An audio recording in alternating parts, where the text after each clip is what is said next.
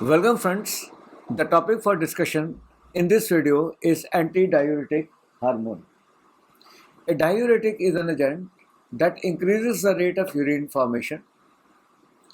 Infusion of ADH into a person results in decreased formation of urine, and the hormone is named for this effect as anti-diuretic hormone.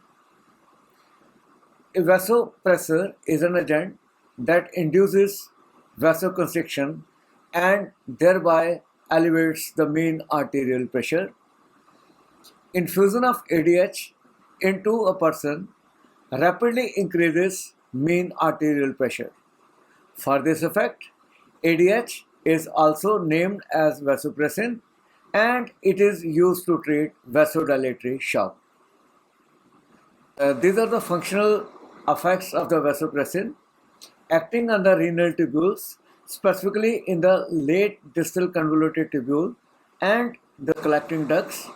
Vasopressin promotes reabsorption of water from the renal tubules and thereby decreasing diuresis, and this helps to lower the plasma osmolality and increase the blood volume.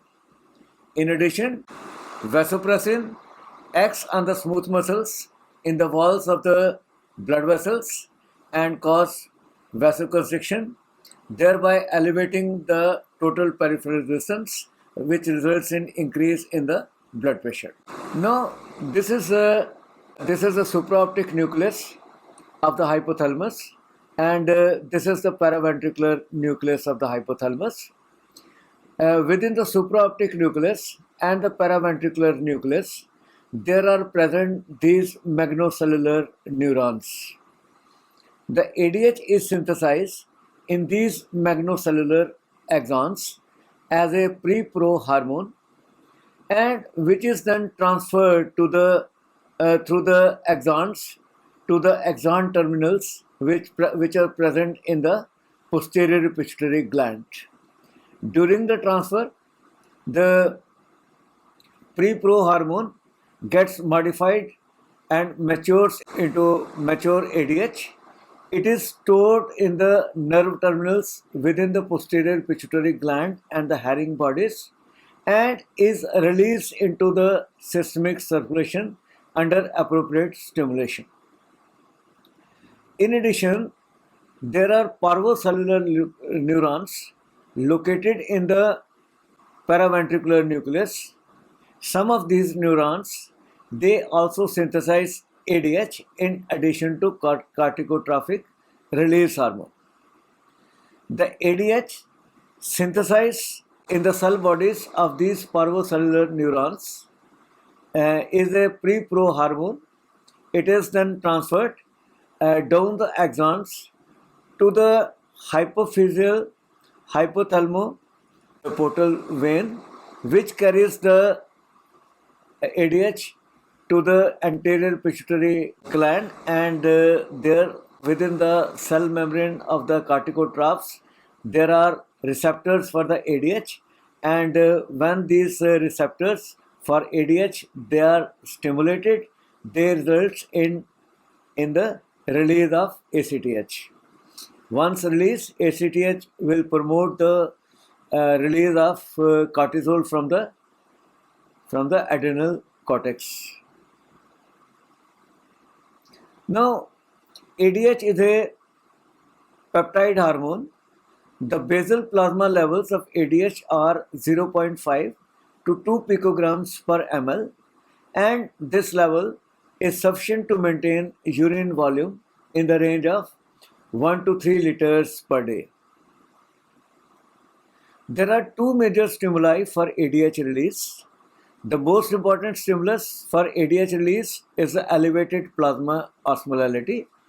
In addition, decreased volume or the decreased blood pressure promotes the release and synthesis of ADH from the posterior pituitary.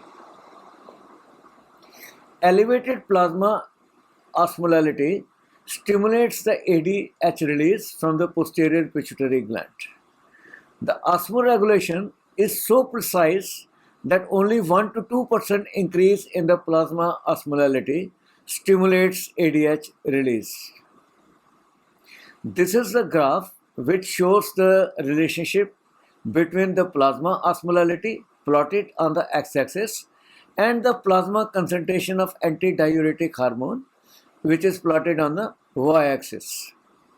You can see here that as the plasma osmolality rises,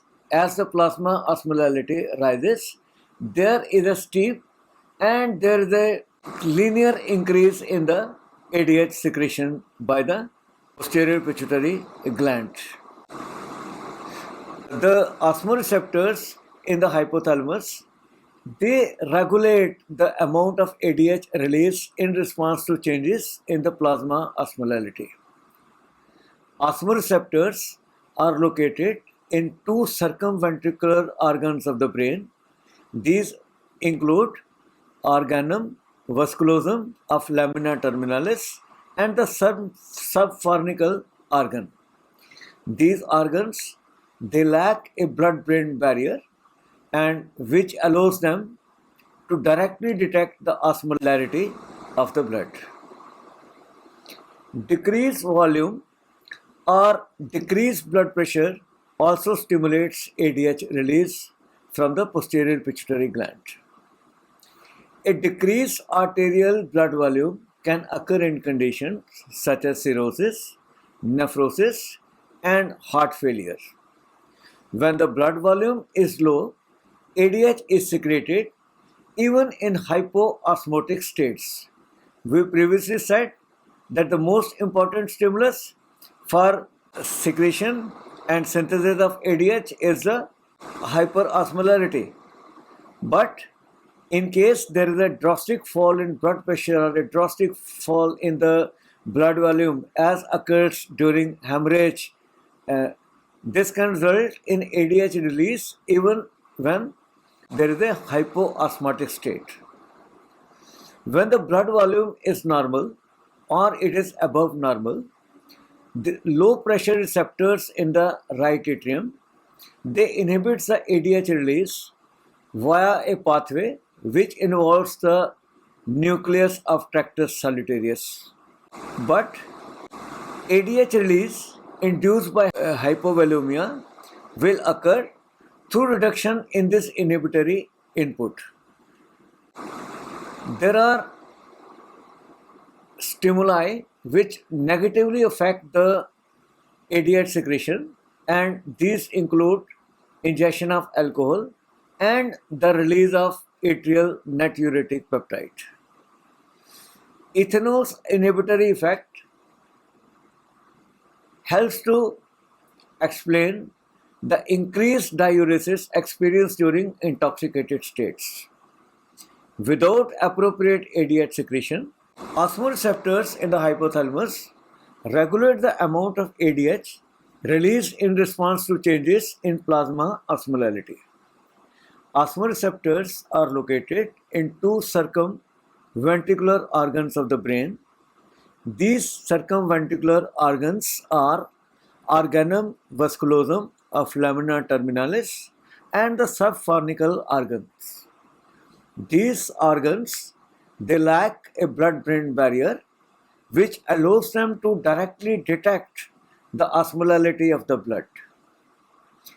Decreased volume or a decrease in blood pressure also stimulates ADH release from the posterior pituitary gland. A decreased arterial blood volume can occur in conditions such as cirrhosis, nephrosis, and heart failure. When blood volume is low, ADH is secreted even when osmolality is low. When the blood volume is normal or high, low pressure receptors in the right atrium inhibits the ADH release via a pathway involving the nucleus of tractus solitarius. When the blood volume is low, ADH release is induced through the reduction in this inhibitory input. ADH secretion is negatively affected by alcohol and ANP. That means if alcohol is consumed or if there is a release of ANP by myocytes in the atrium, then the ADH secretion is low, becomes low. Ethanol's inhibitory effect helps to explain the increased diuresis which is experienced during intoxicated states. Without appropriate ADH secretion, the kidneys will excrete more water. The action of vasopressin are mediated by three receptor subtypes. These are V1 alpha receptors, V1 beta receptors, and V2 receptors. V1 alpha, V1 beta, and V2 receptors all are G protein coupled receptors. The V1 alpha receptors are located in the smooth muscles of blood vessels, including arteries, arterioles, and veins. And when stimulated, V1 alpha receptors cause vasoconstriction. V1b receptors are located in pituitary corticotrophs and mediate the stimulatory effect of ADH on ACTH release. V2 receptors are found in the basolateral membrane of cells in the late distal convoluted tubule and the whole length of the collecting duct. These V2 receptors are also G protein coupled receptors, and they are coupled by a stimulatory G protein to cyclic AMP generation, and there is an increased formation of cyclic AMP within the cells in the late distal convoluted tubule and the entire length of the collecting duct, which ultimately leads to insertion of aquaporin 2 water channels into the apical membrane of the distal convoluted tubule and the collecting ducts. Aquaporin 2 is responsible for the variable water permeability of the late distal convoluted tubule and the collecting ducts. Acute vasopressin release causes shuttling of aquaporin 2 from the intracellular vesicles to the apical membrane, whereas chronically raised ADH levels increase the transcription and translation of genes which code for the aquaporin 2 water channels. The apical insertion of aquaporin 2 channels allows reabsorption of water by the renal tubules. Coming to the physiological effects, the main action of ADH in the kidney is to regulate the volume and osmolarity of urine. Specifically, it acts in the late distal convoluted tubule and the collecting ducts. During states of increased plasma osmolality, ADH secretion is increased. ADH acts through a G protein coupled receptor to increase the transcription and insertion of aquaporin 2 water channels to the apical membrane of the distal convoluted tubule and the collecting duct cells. Preformed aquaporin 2 also migrates and inserts into the membrane of the tubular cells. Consequently, the permeability of distal convoluted tubule and the collecting ducts to water increases. This allows water to move down its concentration gradient out of the nephron and back into the bloodstream, thus normalizing plasma osmolality and increasing the total blood volume. Aquaporin 2 acts as a water channel.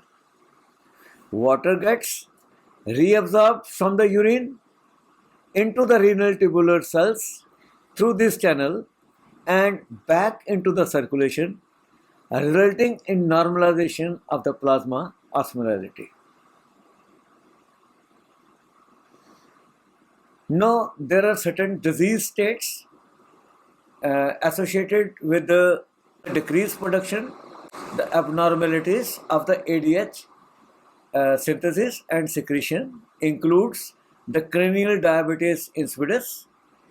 In this condition, the cells, the magnocellular cells in the paraventricular nucleus and the supraoptic nucleus, they fail to form and synthesize adequate ADH, and because of the lack of the ADH, there is a decreased reabsorption of water from the distal convoluted tubule and the collecting ducts, resulting in increased formation of urine and dehydration. In case of nephrogenic diabetes insipidus, there is a adequate release and synthesis of ADH from cells in the supraoptic nucleus and the paraventricular nucleus. However, the receptors on which the ADH acts, they are defective, and again there is a little reabsorption of water from the late distal convoluted tubule and the entire length of the collecting ducts, and this results in formation of dilute urine, less reabsorption of water, and hypovolemia.